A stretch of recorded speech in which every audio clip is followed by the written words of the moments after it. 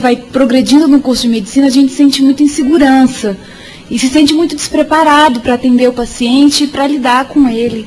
E eu não sei se isso tem muito a ver também com as disciplinas que são ministradas, com a preparação dos professores, e eu queria saber a sua opinião a respeito disso.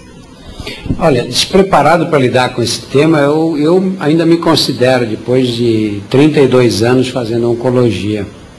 Eu acho que uma vida é pouco para você adquirir esse tipo de preparo.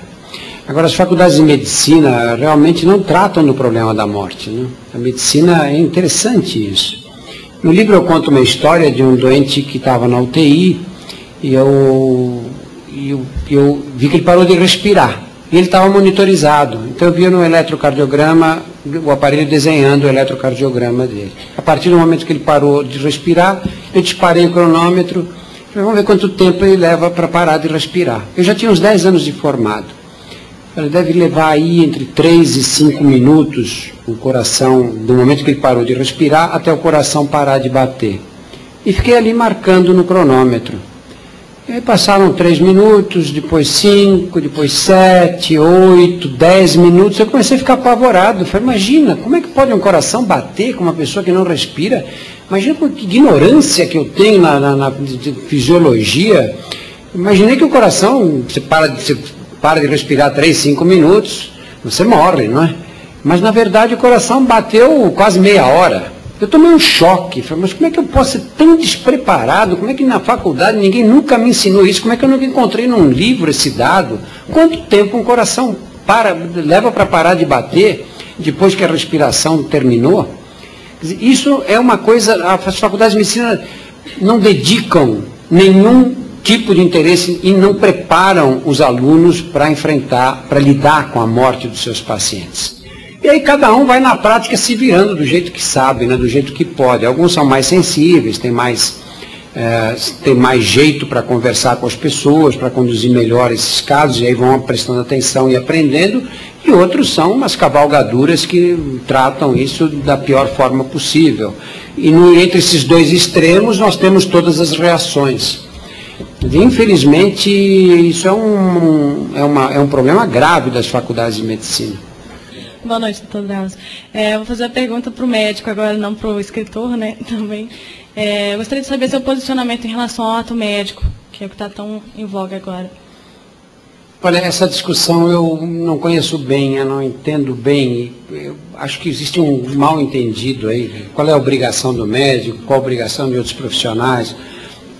Eu acho que a gente tem que ter bom senso, né? Você tem que ter o direito de praticar profissionalmente os atos para os quais você foi preparado. Há atos que as minhas enfermeiras praticam que fazem muito melhor do que eu, para os quais eu não fui preparado, são elas que têm que fazer, não eu. E assim os fisioterapeutas, assim os dentistas, assim todos os outros. Tem que haver um mínimo de bom senso aí. Quer dizer, você não pode, uma pessoa que não tem preparo nenhum em farmacologia, receitar drogas. E também não pode, eu não entendo nada de dor no ombro.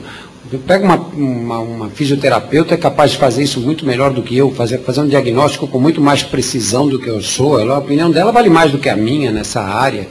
Eu acho que aí tem que haver um bom senso e não pode haver essa coisa, esse sentimento de corpo que procura defender uma reserva de mercado para a profissão. Próximo.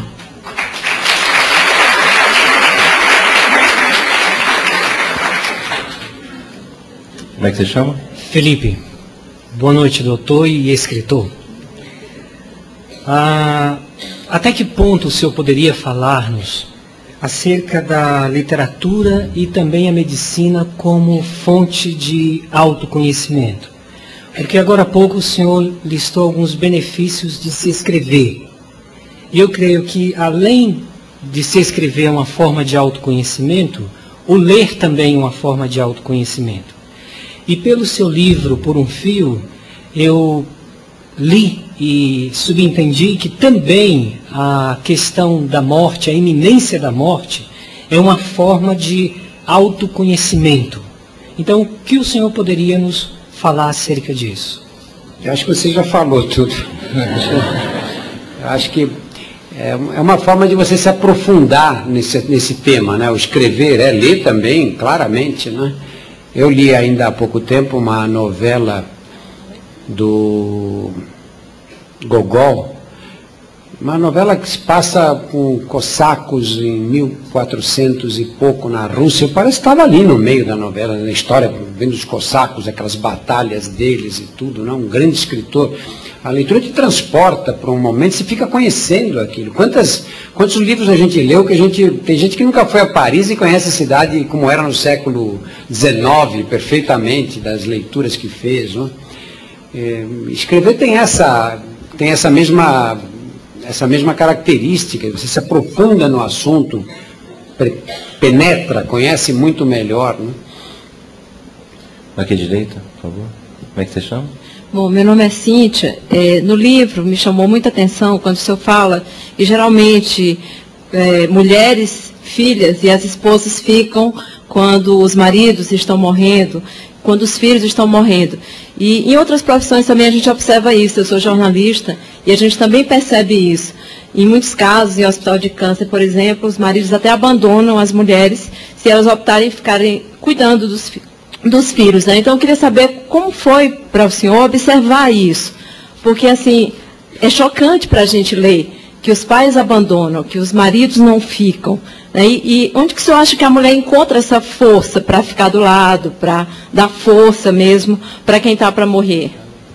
Eu acho que as mulheres são mais generosas do que o homem. É ruim a gente fazer essas generalizações, não é? Lógico que é ruim, tem mulheres horríveis, homens maravilhosos, mas são muito poucos, em geral ao contrário.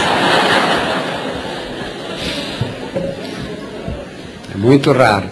Mas assim, na minha experiência prática, aí não é uma questão intelectual, é puramente prática, de ver.